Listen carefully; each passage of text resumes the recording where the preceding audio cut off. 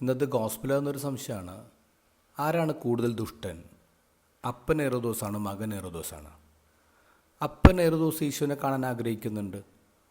ഈശോനെ കാണാമെന്ന് ജ്ഞാനികളോട് പറയുന്നു, നിങ്ങൾ വഴി കണ്ടുപിടിച്ച് കഴിയുമ്പോൾ എന്നെ അറിയിക്കും, ഞാൻ വന്ന് ആരാധിക്കാമെന്ന് ഇയാൾ പറയുന്നത് ഈശോനെ കൊന്നുകളയാനാണ്. മകൻ ഹെരോദോസും ഇന്നത്തെ ഗോസ്പലിൽ കാണുന്നു, ഈശോനെ കാണാൻ ആഗ്രഹിച്ചു. പക്ഷെ ഇയാൾ ആഗ്രഹിച്ചത് ഈശോനെ കൊന്നുകളയാനല്ല, ഈശോനെ കൂടെ നിർത്താനാണ്. ഈശോനെ കൂടെ നിർത്തുന്നത് എന്തിനാ?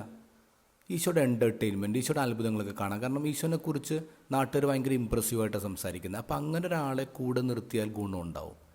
തൻ്റെ ആഗ്രഹത്തിനൊത്ത വിധം താൻ ചോദിക്കുന്ന കാര്യങ്ങളൊക്കെ ചെയ്യിപ്പിക്കുന്ന ഒരു കുപ്പിയിലടച്ച ഭൂതത്തെ പോലെ ഈശോനെ കൂടെ നിർത്താമെന്നാണ് മകൻ ഹെരോദോസ് ആഗ്രഹിക്കുന്നത്.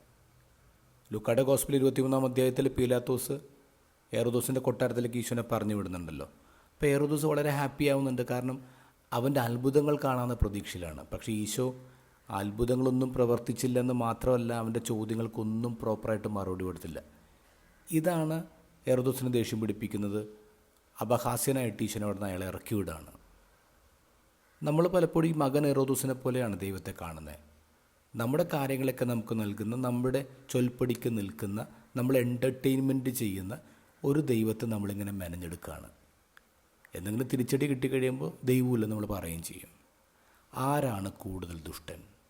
ദൈവമില്ലെന്ന് പറയുന്ന, ദൈവത്തെ കൊന്നുകളയുന്ന നിരീശ്വരവാദികളാണോ, അല്ലെങ്കിൽ ഒരുത്തൻ്റെ ഭാവനയ്ക്കനുസരിച്ച് ദൈവത്തെ മെനഞ്ഞെടുക്കുന്ന, ദൈവത്തെ മെരുക്കിയെടുക്കുന്ന സോ കോൾഡ് വിശ്വാസികളാണോ?